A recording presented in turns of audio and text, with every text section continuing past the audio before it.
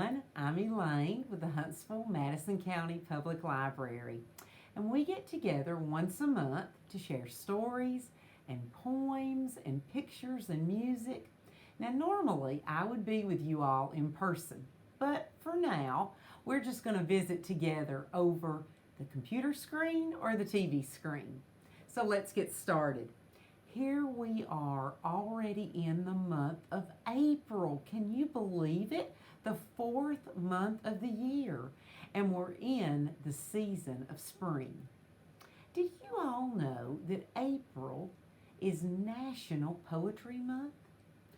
I thought that we would begin our time together today with a few poems. Poems about spring, since that's the season we're in. The first poem I want to read is called Spring. Spring is a most special time of year, with visions of change that are now drawing near, with fresh signs of life that also appear. Just look around, you'll see. The robins return to visit once more.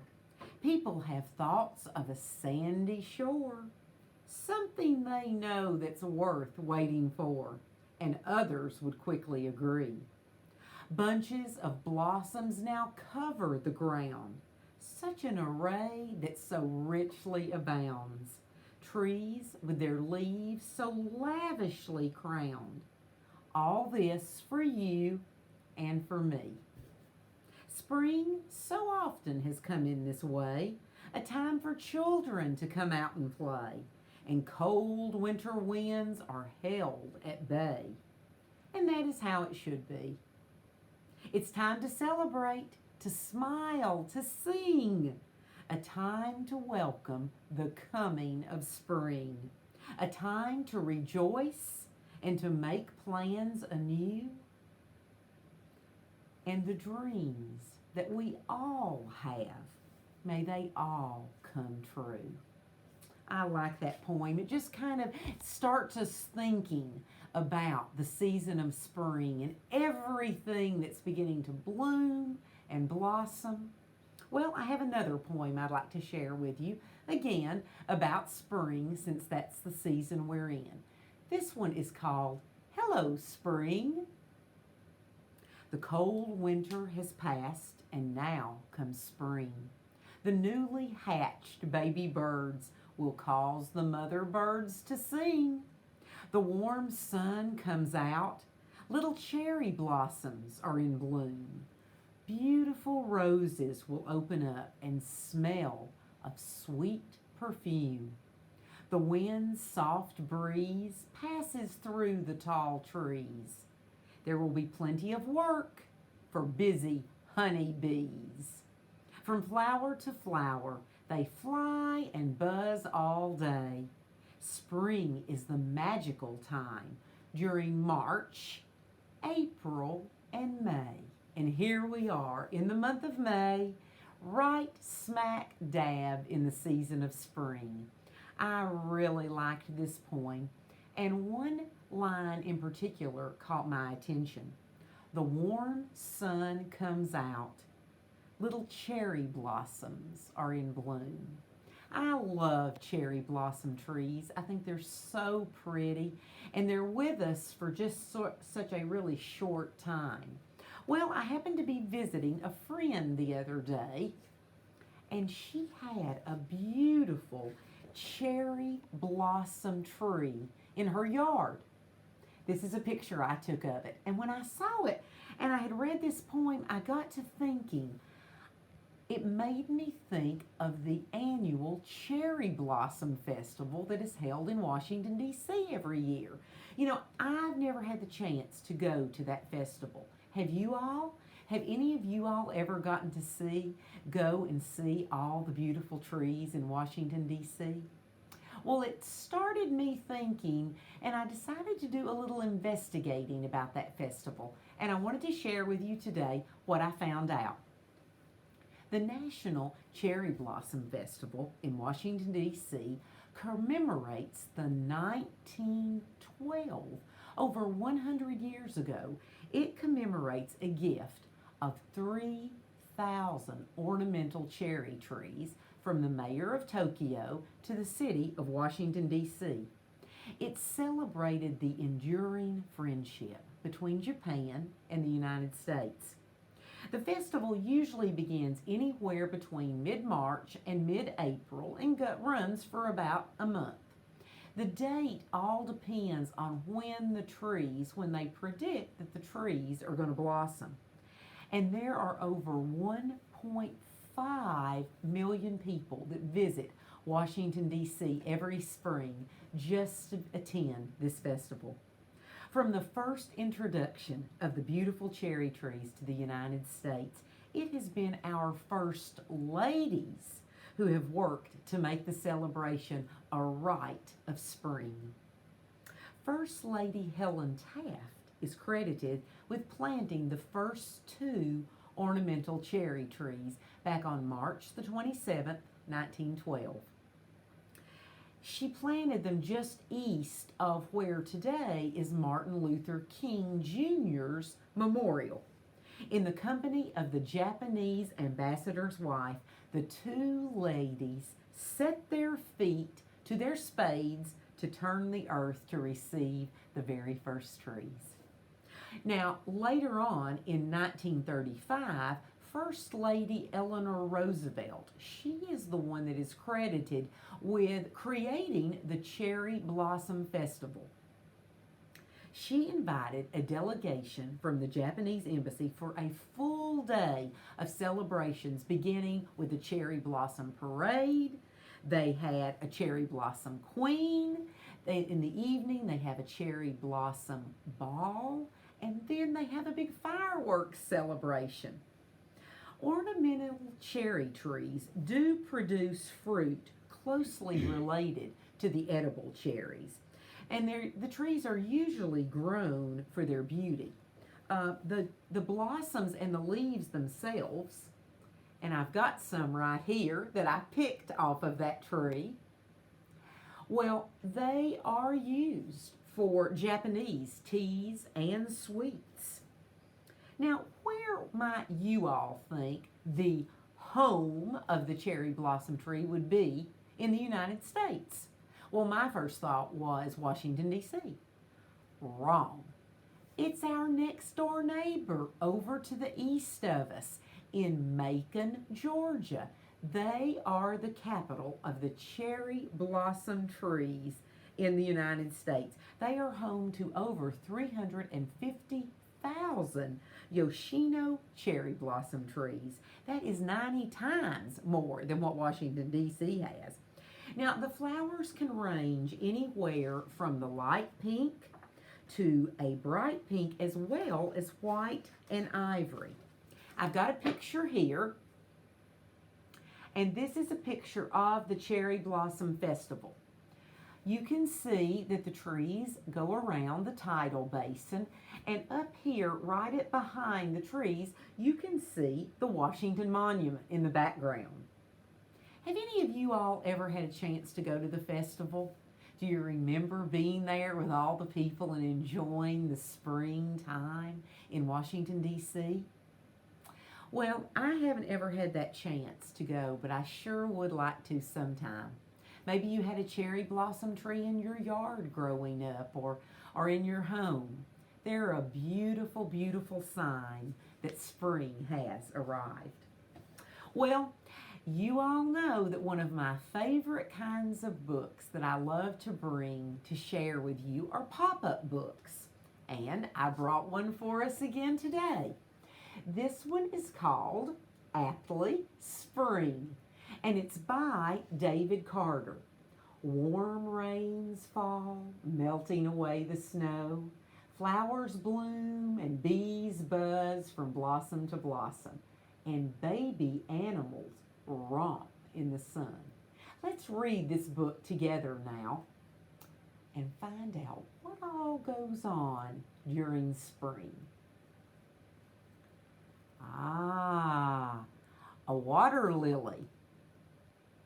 Raindrops fall from the sky.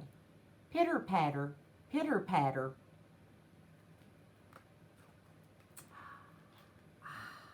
raindrops, making the tree frogs croak. Ribbit, ribbit. Can you see a little tree frog down here? And how about one up here? And they're hiding in a cherry blossom tree. Ah, how about this picture? The rain waters the blossoms that feed all the bees. Can you all see the bees? How about some of the flowers? There's a daisy and a baby blue eyes. And how about a California poppy?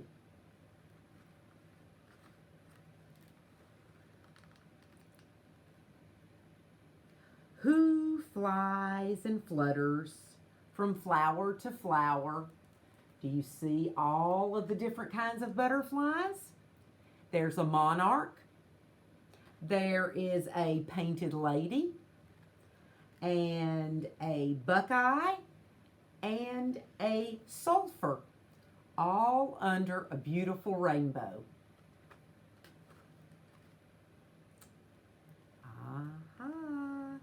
Who is singing?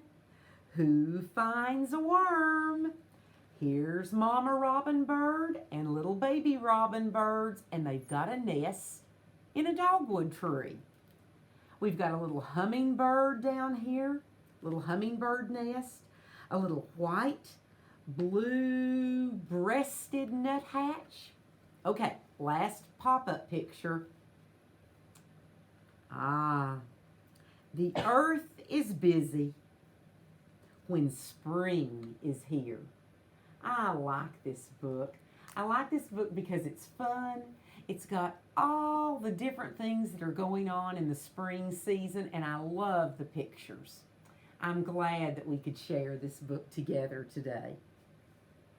Well, you know, there is a very important holiday.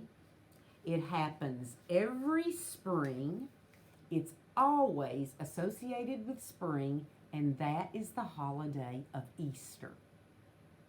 This year, Easter will be celebrated all over the world during the month of April, the month that we are in right now. Easter is coming up. So I thought maybe we could share some Easter egg traditions from all over the world. The custom of giving eggs is one that can be traced back to 900 BC, to ancient China, where eggs were decorated and used to signify the return of spring and the continuance of life. So I've got some pictures to show you of how different countries celebrate Easter with Easter eggs. This is a picture of what they do in Sweden. The twigs are decorated with blown eggs or painted wooden eggs, and they do this on Easter Eve. And there are many other countries all over the world that decorate trees and shrubs. In Germany, birch trees or garden shrubs are decorated with eggs. Look at this tree outside with all the many beautiful Easter eggs on it. How fun that would be. Now in Switzerland, branches of flowering fruit trees are brought in and decorated with ribbons and painted eggs. Isn't that pretty? I would love to have an Easter egg tree like that in my house. The next picture is some Easter eggs, and this is the way some people in France like to decorate their eggs, very simply with flowers of blue and red and yellow and green. Now, this next picture is an example of hand-painted eggs from Eastern Europe that are created with intricate designs and deep, rich colors. Aren't those absolutely gorgeous?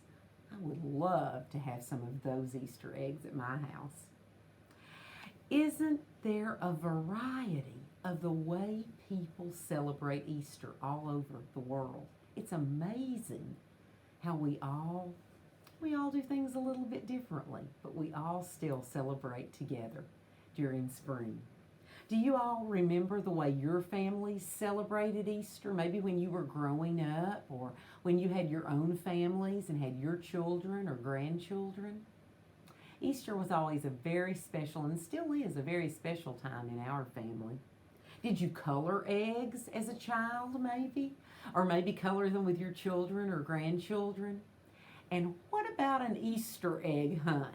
How many of you all remember hiding those eggs and then running around looking for them?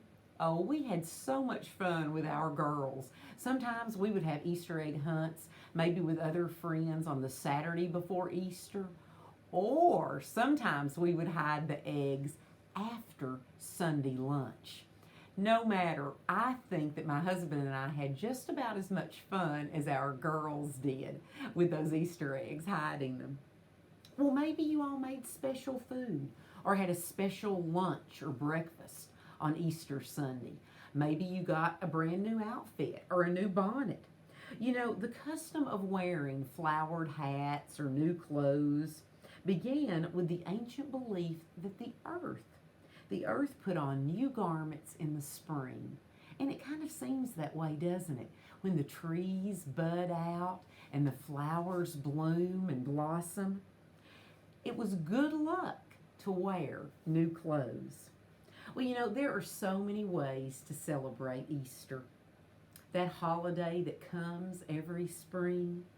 And I hope that you have a lovely Easter day, however you get to celebrate it. I've got one last book for us to share today. It's one of my favorite from a series of books that you all and I have looked together before.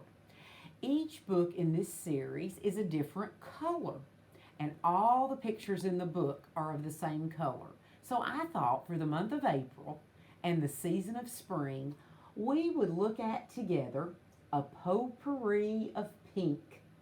This book and the series of books are by Emma Rose Sparrow. So let's look together at a potpourri of pink.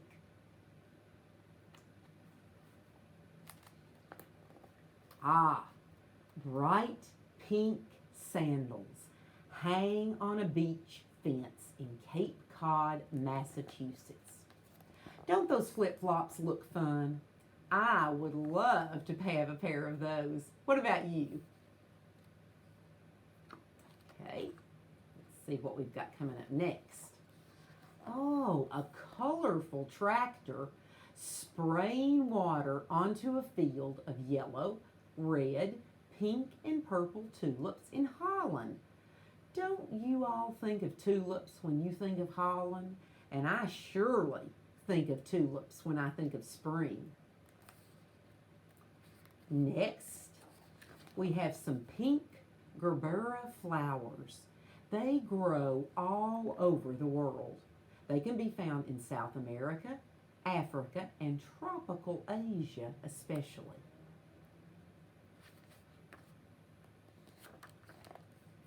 How about this stunning pink flowered bonsai tree? I would love to have one of those in my house. Wouldn't you all? Maybe sitting in a window? Oh my goodness. Pink fireworks? Yep, that's what those are, exploding during a New Year's Eve event in Sydney, Australia. I don't know about you all, but I have never seen pink fireworks before, but I think I like them. Now this bird is a pink rosette spoonbill bird, and it looks like he's preparing to land. Look at how wide those wings are.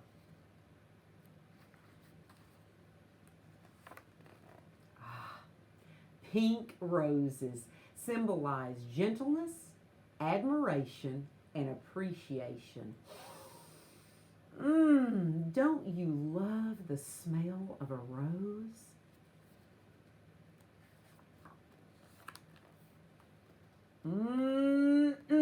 One of my favorites, sugary, sweet pink watermelon. Did you know that they consist of 92% water? Well, they sure do taste good. This is a Chinese white dolphin that lives off the coast of China, and it has pink skin.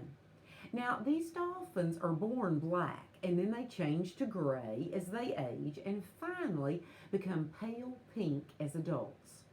Have you all ever seen a pink dolphin before? I sure hadn't.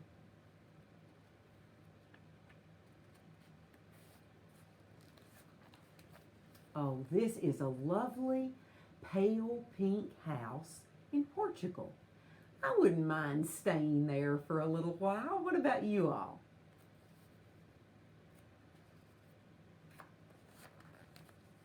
This pink and gray gala bird is also known as the rose-breasted cockatoo. Doesn't he look very proud of himself in his bright pink vest? Ah, here's a picture of a pink hot air balloon soaring over Colorado. Have any of you all ever ridden in a hot air balloon? Would you want to ride in a hot air balloon?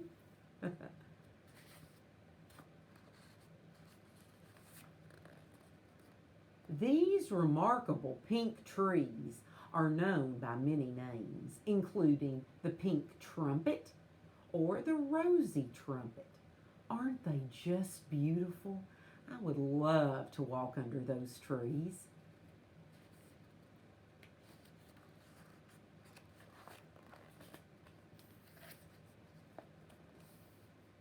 With its fading pink, this charming abandoned lighthouse sits on an island in the southern Caribbean Sea.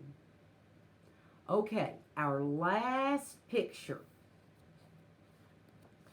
This picture displays the art of trimming shrubbery into shapes called topiary. It can be quite intricate as these mother and child pink elephants show. Aren't those cute? I would love to see those in person, wouldn't you? Oh, I'm glad that we got to share this book together today, A Potpourri of Pink. And I'm so glad that we've been able to spend some time together this month, the month of April, in the season of spring. Hopefully, the next time we get together, we'll be able to see each other in person. I miss all of you, and I'm thinking of you. Take care of yourselves and each other until we get together again. Have a good day.